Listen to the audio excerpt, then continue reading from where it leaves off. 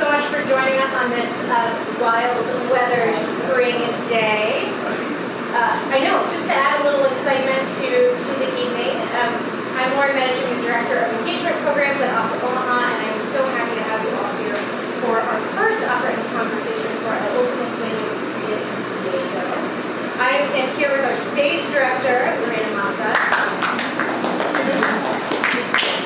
And before we get started, I just want to make sure to highlight a couple of quick announcements about ways and things to experience Frida. At the front table, there's a listing of all of the community events that are happening surrounding Frida, which includes Opera Conversation. And after tonight's conversation, I highly encourage you to check out the community art show that is over in the Carriage House Gallery here at Jocelyn Castle. There's art from about 40 artists, mostly from here in Omaha, that is up. Much of it is for sale. And all inspired by Frida and Diego. And so I highly encourage you to check that out. As well as we will be back here next week for our next opera conversation. So typically when we're in this music room, because of the acoustics of a music room, we don't use a microphone. So I want to do a sound check really quickly to see if everybody can hear me, or if you would like me to use the microphone.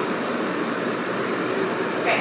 Lorena, can I have you introduce yourself, and we'll use that as your sound check. Oh, great. Okay. Well, I'm a stage director, creator of opera, also with TV and cinema. I just directed an opera in the Botanical Garden.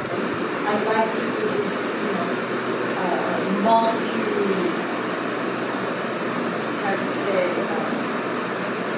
when you cross different art forms, and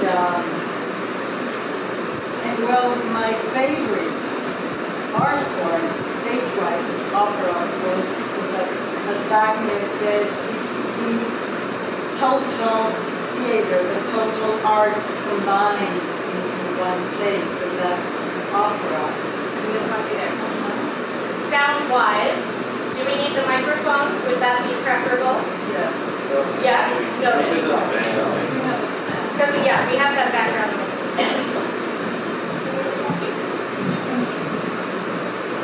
So I've been directing for 30 years now, and I'm also a teacher, a drama teacher and acting teacher at the university, the National University in Mexico, and I've directed, I think, 78 plays, more or less, and quite a few operas too, and I like to do musicals also. I recently wrote and directed a musical about the history of bolero, this genre, musical genre, which for Latin Americans, it's our sentimental education, we call it. We all grew up listening to boleros. Everybody fell in love with boleros, so it's a tradition, and it's a great genre to put on stage. So, can you tell us a little bit about, you have been involved with this opera for many years, and this is actually a really great opportunity for Opera Omaha to be doing a new opera that was just premiered last year, but you've been with the piece through its development process. Can you talk a little bit about how you got involved with this opera and what your role was as it went through the different stages of development? Sure. Well, this is a very important project for me because, in the first place, this opera, which I absolutely love, and it's not that easy to do opera, and then it's an opera in Spanish, which is also rare, and it's a contemporary opera about two of the most interesting, provocative, and absolutely important Mexican artists. So it has many elements that truly interested me and excited me a lot. So when the director of San Diego Opera called me to see if I wanted to direct this new opera, I was absolutely thrilled. Also, it was a bit scary, quite a challenge to do a piece on Frida and Diego. They have been depicted and made in so many formats for so many years, so many ways. They have been overexploited also, their image, especially Frida's. So it was quite a challenge to think about what to do with Frida and Diego in an opera. And so when I got the text, the libretto was already written. The music was halfway into the commission. So I came in like in the middle of all the process. And they invited me to go to a workshop. I think it was the first workshop. As you know, operas are developed slowly, and we have several workshops when you can listen to the music and, make changes and try it out and maybe show it to some other people. Also, you can bring in singers to start singing. So you can really work on it and develop it.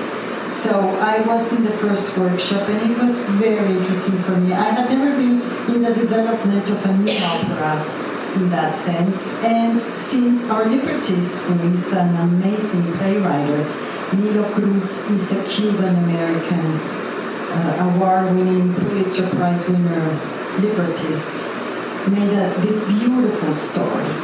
In the first place, I loved that it was not a biographical piece, not a biopic. It was something very different. And Nilo has this very poetic style, very symbolic style. So what he did was what I like to call an allegoric story. It was the last encounter of Frida and Diego. Frida has been dead for 3 years now, and Diego is about to die. And he's afraid, and he's sick, and he's vulnerable, and he wants Frida to help him cross to the underworld, to Mictlan. Mictlan is the Aztec underworld. So anyway, that's the context, and it couldn't be more dramatic, He's dying, and he's calling upon Frida, who is already dead, in Mictlan. So this also helped to think of a fiction that goes beyond life, that has a lot of mythical elements, and that's more fun, because then you can go further, even more, let's say, further from realism, from naturalism. You can really go into this other realm of fantasy. So I like that a lot, but I did find many, let's say, incoherences, culturally wise, because Nilo is Cuban. So, I started giving my feedback with the libretto in different terms. So they hired me also as a dramaturgist to work with the text and just make sure it was accurate and it had the precise element everybody intended. And I can give you one example. There was one line that Diego, when Frida finally does come back, Diego says, "God exists. He heard me." Oh my God, I said, no. There's no way Diego can say that. He was the biggest atheist. And he was known and punished for that, and he would never say that. Are you sure? I'm definitely sure. I mean, it's so important. I will tell you, I won't do it if it stays like this. I was exaggerating, but Diego would, die again if we put that in his mouth. So, things like that. That was a big thing. But there were all other little things that, needed this very specific Mexican eye to catch, just to be safe and to be really accurate with certain aspects of the piece. But it goes beyond the real story also. And so I came in the middle of the process. I was invited to the next 2 or 3 workshops until the music was finished and we could finally hear the orchestra and the singers, because it's interesting. I invited amazing designers to work with me in this piece. And we didn't have the music, we only had the libretto. So how do you design an opera without the music? So we were really urging everybody, please record this. I mean, even if it's not finished yet, we need to listen to it, we need to hear it and be inspired by it. Because we needed to start the design also. So it was really fun to meet Gabi Lena Frank, who is a composer. She's an amazing composer. This is her first opera, though. So it was very interesting also to work a bit with her in that sense, you know, to find the dramatic moments and to really tie them up musically also. So it was a great opportunity for me. And Gabi has an amazing background, you know. Her mother is Chinese Peruvian. Her father is Estonian, a Jewish Estonian American. And she was born in Berkeley. And she has all this mixture of cultures and worldviews, which were very interesting to have also for this piece. And you can listen to all her influences musically also. And it's has a very big range of influences. And at the beginning, I wasn't sure if I liked that I didn't hear any Mexican sounds. But then I was thrilled. I really liked it. Because it was a bit unexpected, but then it is perfect for the piece, for the fiction, for the story being told. And I totally had never ever felt that again or thought of that again. And I think I like it better, that it doesn't have exact reference to Mexican music. Of course, Frida and Diego loved music. We even tried to do a soundtrack of what they heard, you know, when we were doing our research.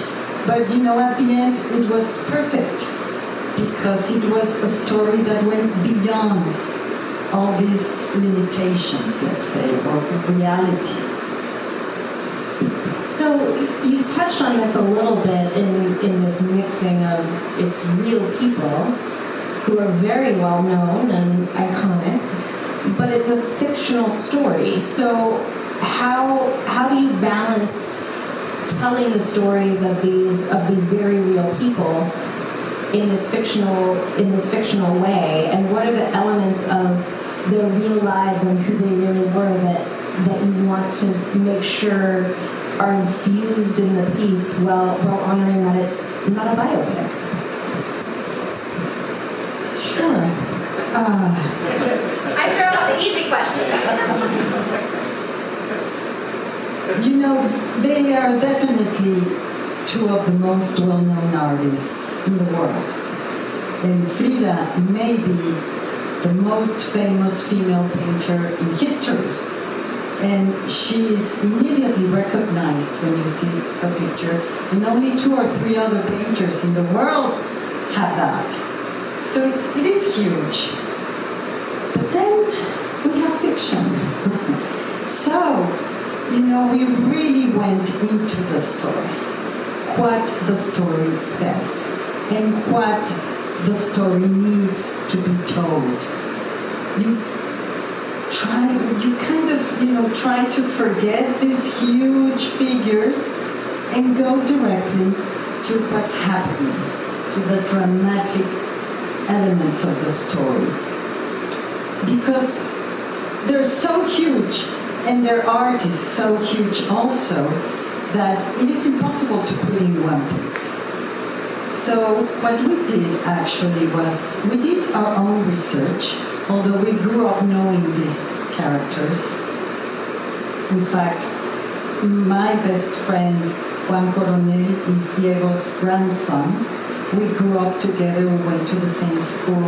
So I had been going to Diego's house, which is his museum studio, since I was 8 years old. I know this house, and I spent so many nights there, where Frida used to sleep, because they had two houses together, joined by a bridge. And so I stayed in what was called Frida's house, which is not Casa Azul, that's her museum. So we know these characters, and also we know them a lot because Diego truly painted Mexico's visual identity. Because after the revolution, he was hired to paint all of Mexican history in the big buildings, in the public buildings. And he also, those paintings were taken to, well, yes, that for example is Sunday afternoon in Alameda Park. And it has 400 years of history there. But he painted, many other buildings with specific historical moments, and they also were in the textbooks. So when you studied history in Mexico, you have Diego's images in your mind all the time because they were illustrated with Diego's images. So even though we know them so well, we went into a huge research just to refresh and to go further and to go deeper and to find new things. And even now, I keep on reading whatever comes out and I keep on looking at new things, and still I learn things about them. I'm inspired by them. I was just telling this wonderful lady that a new documentary on Frida just came out a month ago, a Chilean director, and it's a great documentary, different because she only took her letters and her writings from her diary and other stuff. So, you hear her first person, which is very moving, and I was very moved to see it. So it's like endless. I mean, you cannot know it all about them. They're really multi-layered, their lives and their art. But anyway, we went into this research to see what elements we were going to bring to our specific story, to this piece. So we went into what truly inspired them. And what really inspired them. This is a picture that Frida painted when they got married. This is a picture of the day they got married. And then she painted that. Diego was 22 years older than Frida and was already a very famous painter when they got married. And it took a while for her to start painting and consider herself a painter. When she came to the States for the first time, she wrote in her visa application, housewife as an occupation. So she was very humble about that until many years after. So anyway, we went into a huge research and decided to bring certain elements that were so important for them, especially their love for Mexican indigenous past, their love for popular art, their activism, for example, their contact with this amazing world of rituals and celebrations from the indigenous people. They used to go every weekend to these little towns all around Mexico to see the rituals, to see the celebrations, to buy popular art and bring it home back with them. So they started a whole movement within this popular art, bringing it to the mainstream. If you see their houses, you can truly know them. This is Diego's house in the middle. This is Frida's house, and that's Diego's house also, painted by Diego. And it's full of popular art all over. These skeletons, or what we call Judas figures in Holy Week that are burned in the Sunday of Holy Week, and you see all the pre-Hispanic figures and everything that is in their house really shows who they are. This is the second museum of Diego, which is called the Nahuacali. He built this specifically to put in his pre-Hispanic collection. He had more than 60,000 pieces of original indigenous pre-Hispanic pieces. So he made a museum specifically. What was the heritage of both Diego and Frida? Did they have a lot of indigenous or were they Spanish? Well, like everybody in Mexico, we're a mix in different proportions. Frida had a mother from Oaxaca who had indigenous parents. But then she married a German photographer. Frida's father was German. So Frida was mixed race. She has the indigenous Oaxacan mother with a German father. And Diego was a mixture of, I think one of his grandfathers was indigenous, but then the others were half Spanish, half Mexicans, and we're all mestizos now, This museum is in Mexico City. It's called Anahuacalli, and it's in Tlalpan in the south. And Diego made the design and with another architect using volcanic rock from the volcanoes near Mexico City. It's an amazing space, an amazing place, really. You can find photos on the internet.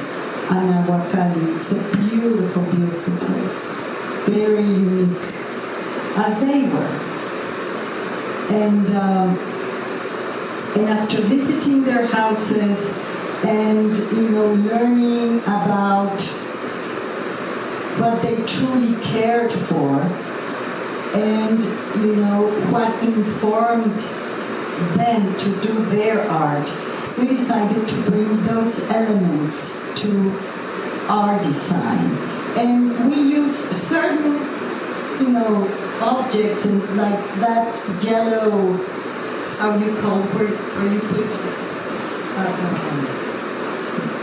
plates and back there, this yellow element.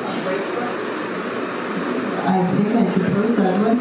That we copied it exactly, for example. And if you see the doors, we copied them too. You're seeing this is the model. We did a model to play with it a bit. So this is the actual model. I do have photos of the show, but if you are going to see it, it's better to be surprised. But we did copy many elements, this like the pyramidal structure that you can find in many, many ways in both their houses, all around their houses. And El Anahuacalli is also designed like that. And we copied all the other elements. If you go back to Casa Azul, the other one, that one. The milagritos, the hearts. The bed is copied from one of Frida's paintings, and the skeletons, and the chairs and feet. So many other elements. We just brought in some of them and played with it as if it was also like a little theater made of paper and with these elements flying all around in a very my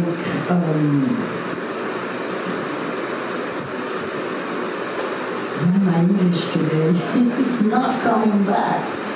A surrealistic way, And as you know, Frida was called a surrealistic painter. She always said, I'm not surrealistic. She didn't like André Breton, the founder of the surrealist movement, or one of the thinkers of the surrealist movement. They met in Paris. She hated him. No, they met here, in fact, when Breton was here. Then he invited her to go to Paris for an exhibition. And she says, no, I'm not surrealist. I paint my reality. I don't paint my dreams. I don't paint my unconscious mind. I paint my life.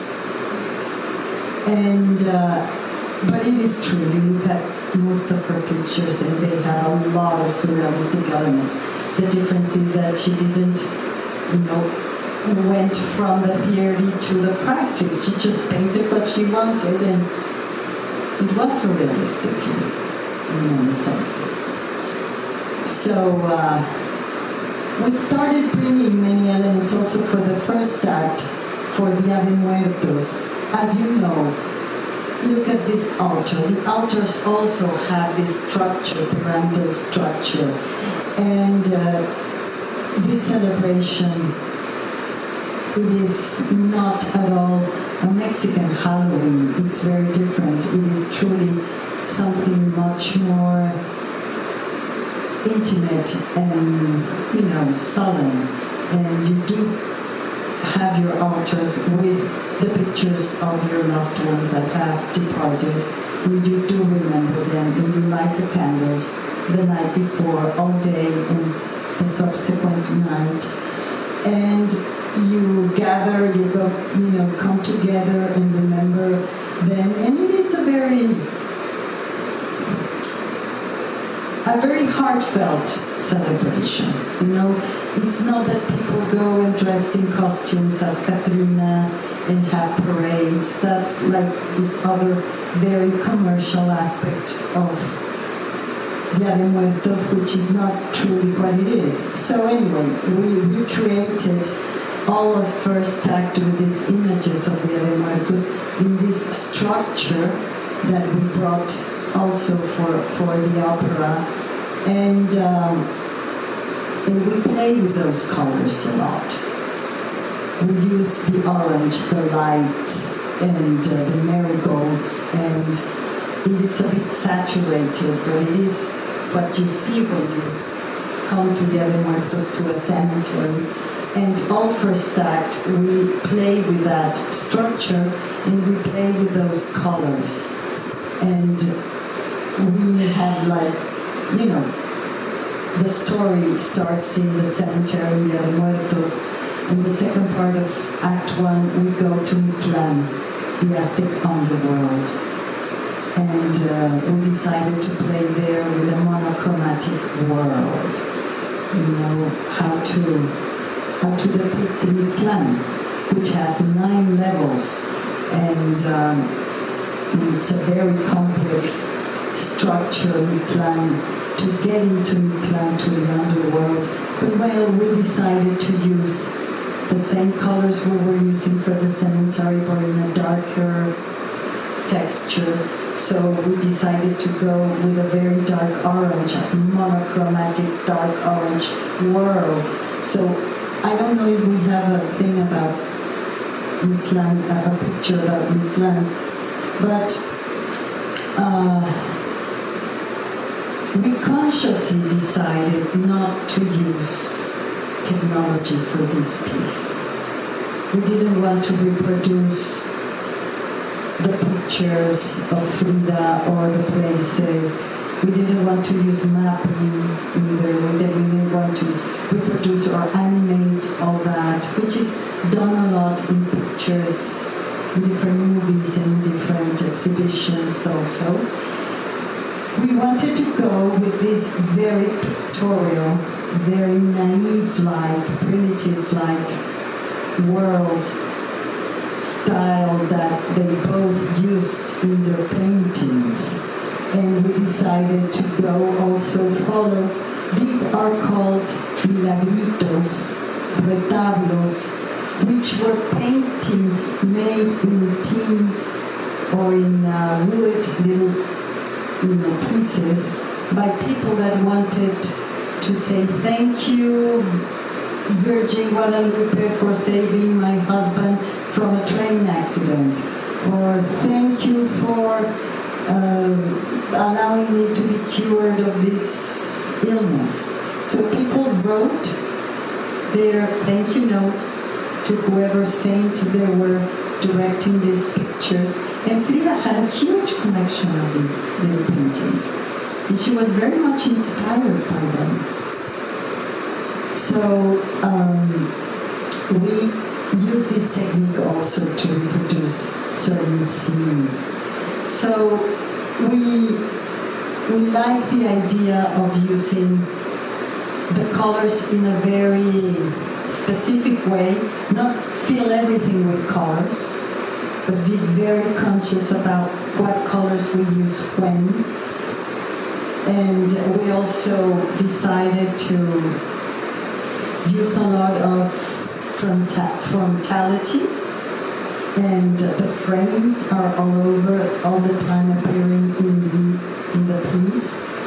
And we also thought it was important to let them, navigate in this created universe, and it's a universe created by them in a way, because this piece also talks about a dream they both have of a last encounter. So we wanted to recreate that specific universe of their paintings, a pictorial universe, a very also childlike, naive, primitive way of depicting the scenery, and it goes perfectly well with the story, actually, because in the story we have many other characters that are not real characters, like Katrina. I don't know if you all know who Katrina is. She might be the main character for Dia de Muertos nowadays. She's this female skeleton that has a very fancy hat and uses a fancy French-like dress. And now in Dia de Muertos, everybody's dressed as Katrina and has this makeup of this skeleton. And this is a character that was invented by a caricaturist, satirical illustrator called Guadalupe Posada. And it was created to make fun of people that were forgetting where they came from, the indigenous past, and were pretending to be French, or pretending to be rich, or pretending to be many other things they were not. And it was Posada's way to say, listen, rich or poor, old or young, we are all going to die. And it was his way to say, death is democratic, and even if you dress yourself as this or that, you're still going to become a skeleton. And it was a figure that Diego took and painted the complete figure of Katrina, which was only painted apart from Posada only painted this face part, and he painted her completely in the mural. Maybe you can go to the mural. She's right there next to Diego, a boy. Diego is depicted as a boy. He painted himself as a boy. Frida is in the back of Diego. And then we have Katrina, the skeleton, dressed in this fancy style. And Katrina became a very important figure in Dia de Muertos. She is the one that comes and gets you and takes you to the underworld, takes you to the clan. And she disguises. If she's a skeleton, she has to put on different types of clothing. So she's always in disguise. In this piece, she appears 5 or 6 times in a different disguise until she's revealed as a real, let's say, messenger of the dead, of Mictlan Tecuhtli, the god of Mictlan, that comes and tells you, it's your time, you need to come with me. So in Mexico, as you know, we try to laugh at death. In Dia de Muertos, in order not to be very scared about death, in Dia de Muertos we make this candy skeletons and we put our names in it and we eat them. And children, in that sense, have this, direct contact with skeletons and with death and can just play with it and have a bit of fun with it and not be afraid of that. And so it's a mixture, a character that it's not real, but every year everybody dresses as Katrina, and there are many tales and many jokes about that. And she's also called the bold one, La Pelona, that has no hair, and she has many names and many disguises. So she's part of the opera. I was amazed how Gabi really captured Katrina's character, because she's very scary, but also she's very funny, and she's joking all the time, and she appears in very funny situations and makes fun of everybody. And Frida and Katrina have a lot in common. It's interesting. Frida had a great sense of humor. She was always making fun of everyone. She was always laughing. She used every bad word possible, and she was really a free spirit. And she was always making pranks. Do you call them pranks? Since she was a little girl, So they have much in common, and I love the way they encounter in the opera. Frida, when Diego comes to the cemeteries calling upon her, Frida, I'm dying, I'm afraid, please come back. And she doesn't even listen to him. So it's Katrina that has to come and really invoke her and orders her to, arise and listen. And Frida says, no, why are you awakening me? I don't want to go back. Why should I? I suffered so much. Diego, his love is my pain. Why would I want to go back to that? And she was right. So Katrina is very angry because she doesn't want to come back and she doesn't obey. Everybody's afraid of Katrina, but Frida is not. So they have this huge fight on stage. I won't go, you will go. No, I won't.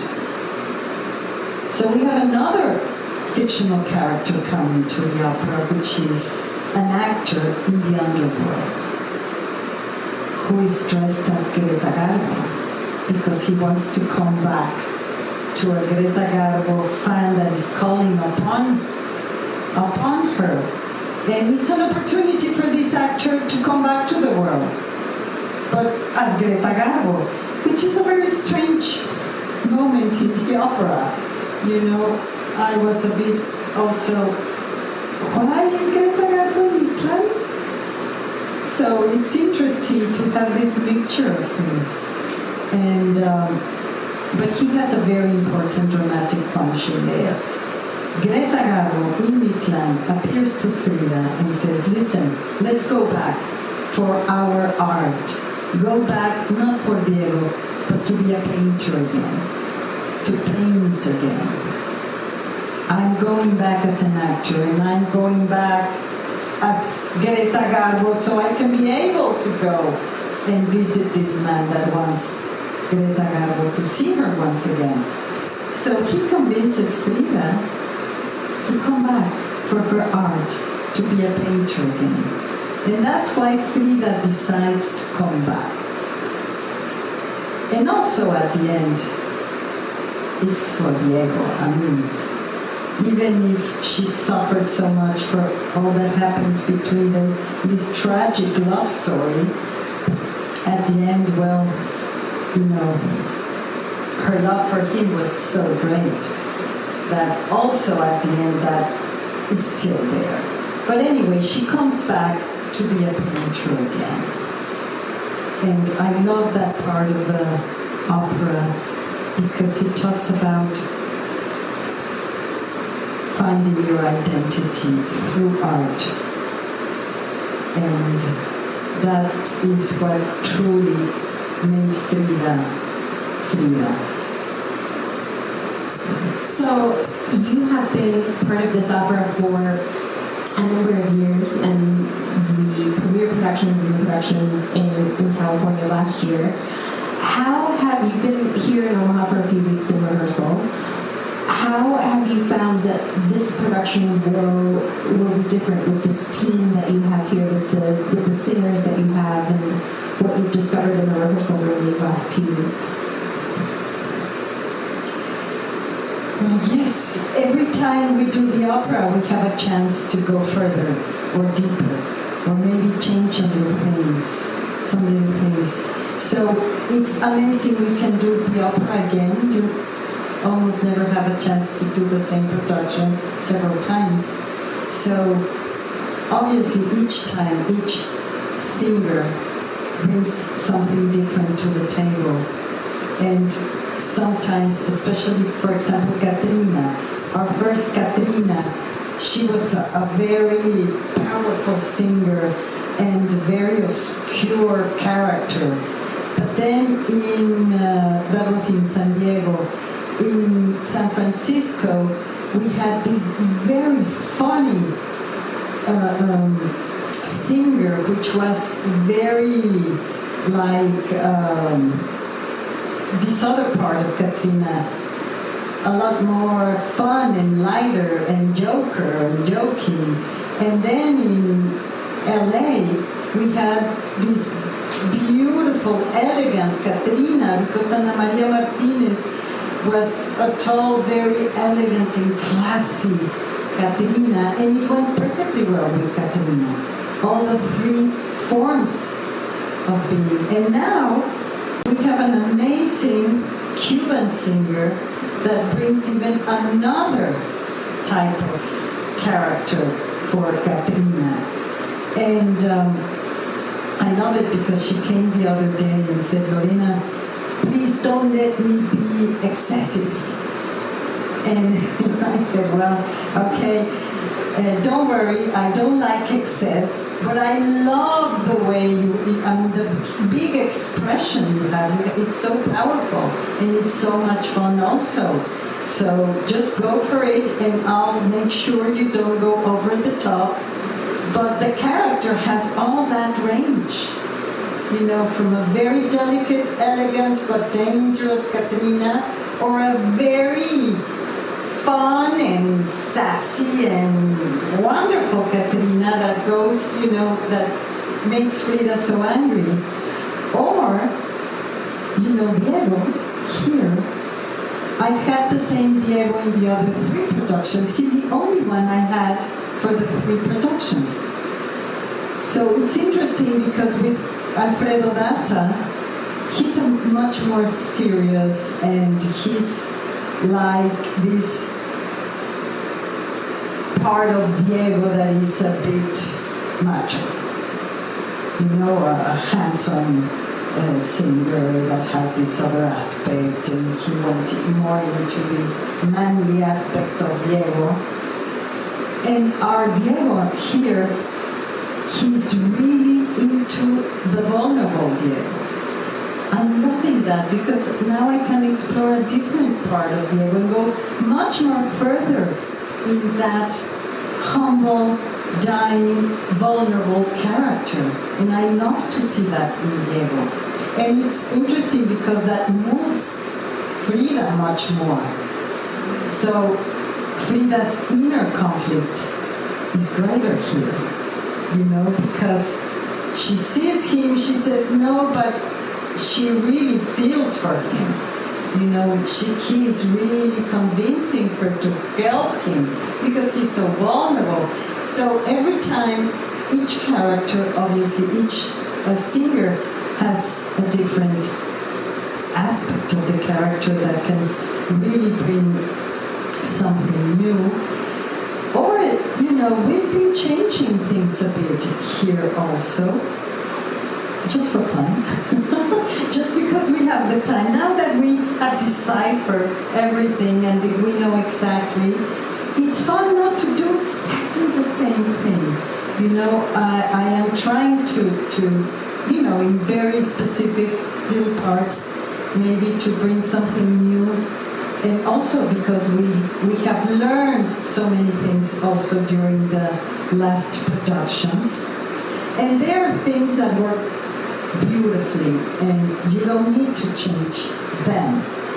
But you need to be open to receive the new information you have in front of you, or just to honor what everybody is bringing, in rehearsal room. Has the audience response in each city been different based on the interpretation of the singers? Okay, has the response of the audience been different in each production? A bit, not much. It's interesting when you work in any play or any opera, it's interesting to see how come people laugh exactly in the same place or gasp exactly in the same place. And you expect it now. And the actors or the singers know exactly when this is going to happen. And it's just like that. But we can see differences, definitely. For example, the dress rehearsals, when we invite people, especially students, that's a completely different show. When children or young people are there, it's lovely because they just react to everything. For example, when Diego and Frida finally embrace, because when Frida decides to come back at the very end of Act 1, Katrina says, but you cannot touch Diego. If you touch Diego or Diego touches you, you feel the pain again. So when she finally appears, obviously Diego wants to embrace her. No, you cannot touch me because I'll be punished. I will feel the pain again. But then Frida, when she goes to Casa Azul and tries to paint herself again, she cannot see herself. On top of the aisle, she had a mirror. And when she comes there, she cannot see herself. And she has a huge crisis. I came back for this, and I cannot see myself. How am I going to paint? How can I paint my absence, she says. And, she cries, she crumbles, and she realizes then that the only way for her to be a painter again is to feel the pain again, which is a terrible paradox. But she knows that. So she finally rises and allows Diego to hug her, to embrace her. And the pain comes. And she sings this amazing aria, Agony. And she's in agony. But I'm saying this because when they finally embrace in the opera, they clapped and screamed. They got it. I mean, they were waiting for that moment for these two amazing lovers to come together. They were expecting it, so it finally happened and they clapped. I will never forget that moment, And also, they gasped a lot when we make Frida appear in Diego's mural. We recreate the mural in a tableau vivant, and then suddenly Frida appears like magically, and the whole mural appears. There is a gasp, in the audience. But I felt that in California, of course, people were very receptive,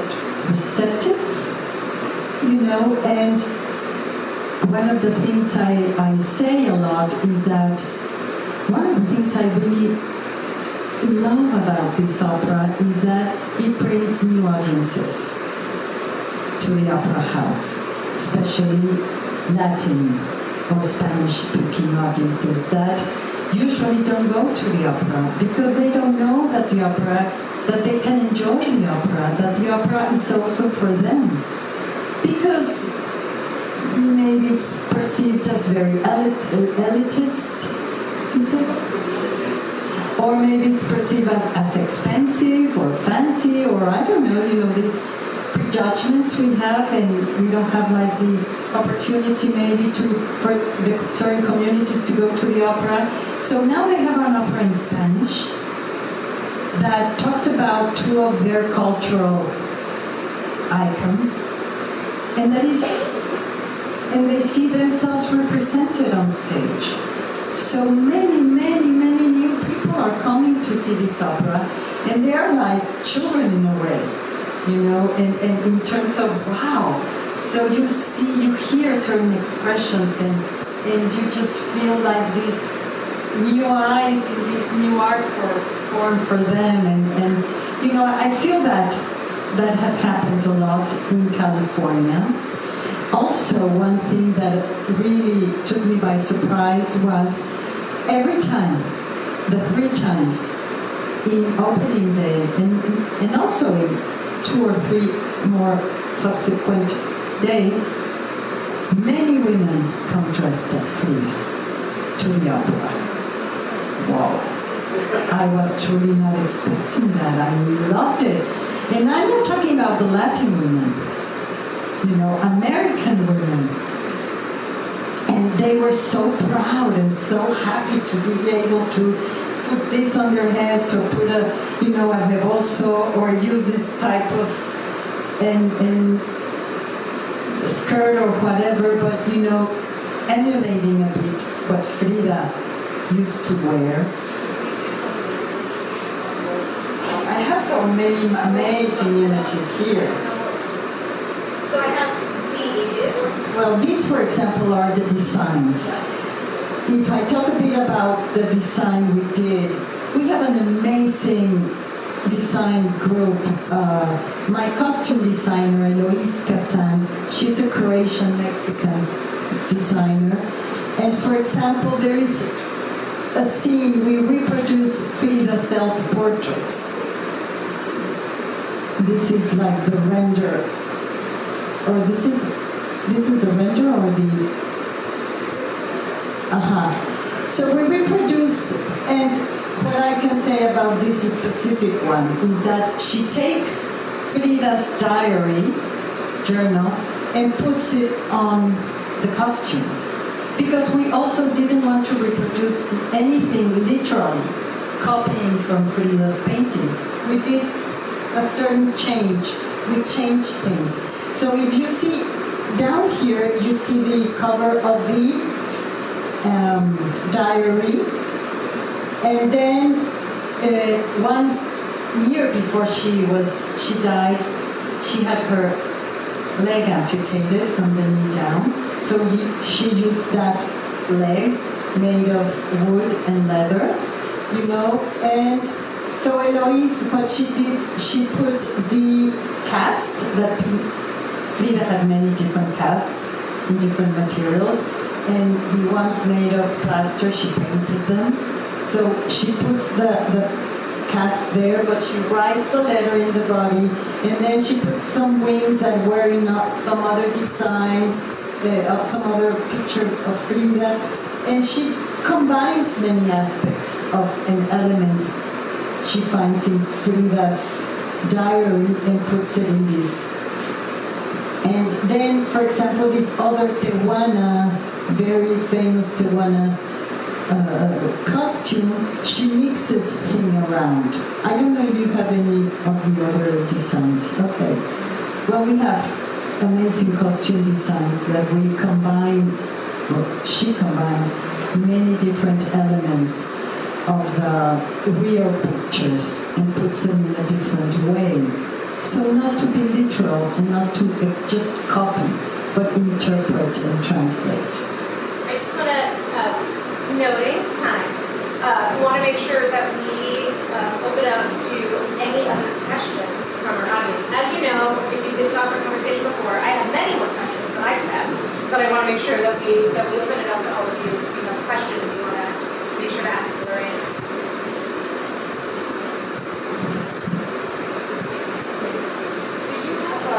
favorite scene or moment or aria in this opera, and if so, why is that your favorite? I do. I have several. But especially one I love, because I love that music specifically, and it's very moving for me. And it's the part when Frida is still in the underworld, and after Katrina fights with her and she says, "No, I'm not going." She's alone. We have the chorus in the back with very little light. Everybody's dressed in orange. All the walls are orange. All the midline is orange. And she's in the front, and she has this first aria called Agony. And she explains why she doesn't want to come back. She tells us why she doesn't. And what I did there, I mean, you don't need anything. You just need a wonderful singer to sing that without doing anything. Actually, I worked with this part yesterday and today. And I had worked a few days before, but then Stephanie, the singer, Frida, came to me and said, "You know, I want to do more in this area. I feel I need to do more." And I told her, "You don't need to do more. You just need to go deeper. This is an inner monologue. You know, this area in theater is called a monologue, a soliloquy. Soliloquy. That's a strange It's a weird word. Yeah. So we talked a lot about it, and I talked about having images, and each image has this intention and feeling, and starting working with her actor-wise. And in this part, what I decided to do stage-wise is Frida paints a lot red ribbons. And she uses a lot of red ribbons in her hair, in her dresses. So I asked Eloise, the designer, to have from her skirt 5 different red ribbons. And I have 5 different Fridas come on stage, dressed exactly like her, like 5 alter egos. And they come to her and pull a red ribbon. And they all pull it at the same time. And they start pulling from all sides while she's singing Agonia, just at the very end. So it's a very aesthetic vision, but it's also very eloquent. It's the pain that comes from this part of her body, which was the most damaged. Spine, thank you, but also this part, the womb, all that happened there, which was horrible. She had this iron bar across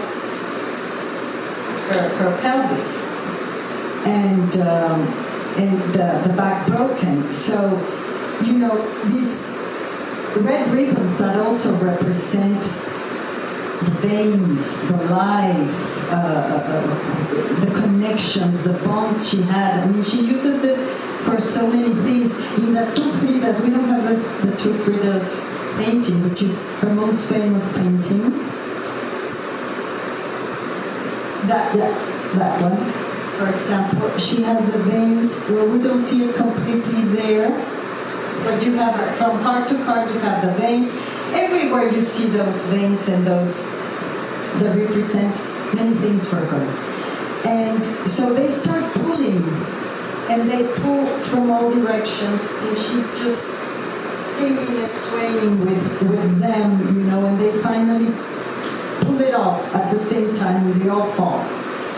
So it's very powerful and eloquent image, and it's beautiful music, and it's very intimate. It's just her alone telling us why she doesn't want to come back. And I can cry every time I see it. I love it, and it moves me every time. And she moves me.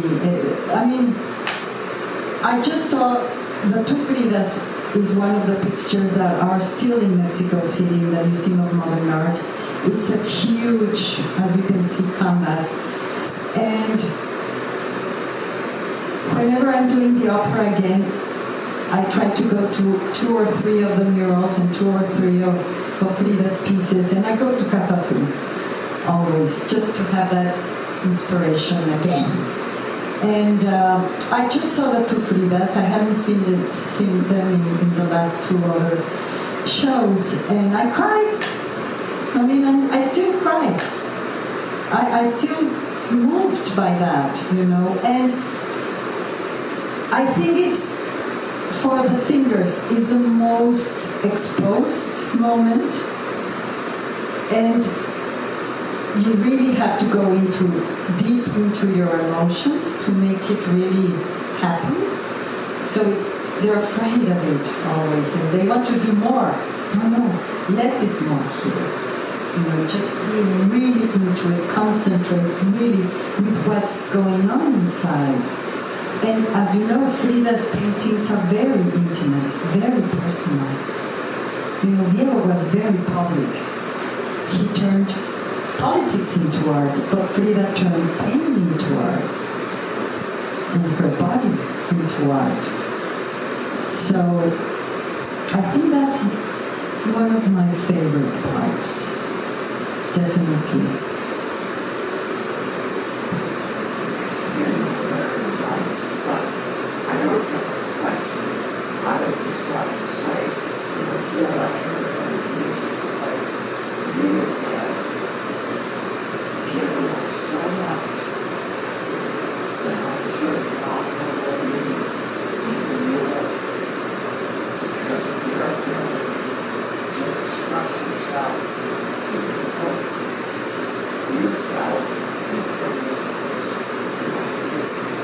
Well, thank you.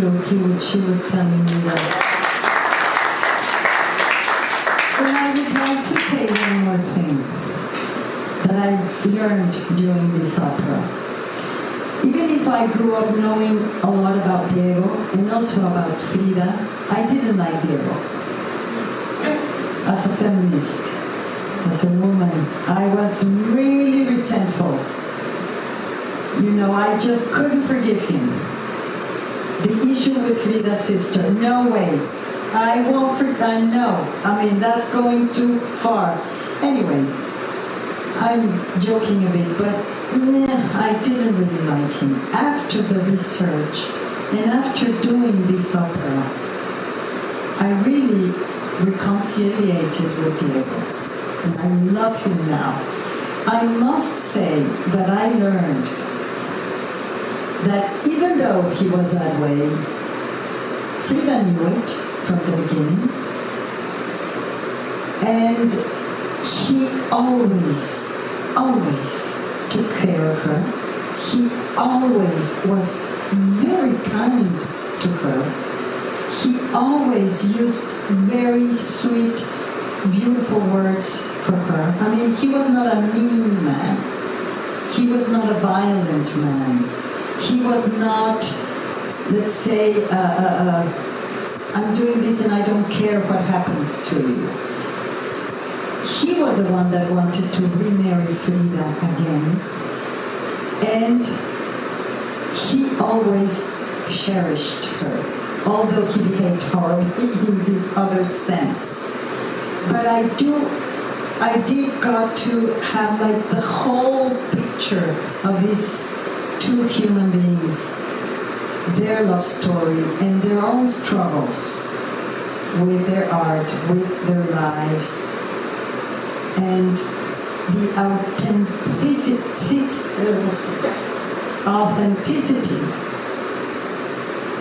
of their lives and of their art. They truly cared for what they did. They truly cared for indigenous people. They truly cared for the poor, for the dispossessed. They truly wanted a better Mexico. They truly, truly believed they could make a difference. So I really got to know them and appreciate them as people, as human beings. And now I get to see Diego differently and really appreciate many other things about him. Well, Lorena, thank you so much for all of your insights, and I think as Ginger said, we're all going to go into the opera with a lot more to think about and have a deeper experience. So thank you again for being with us tonight. I appreciate you being here.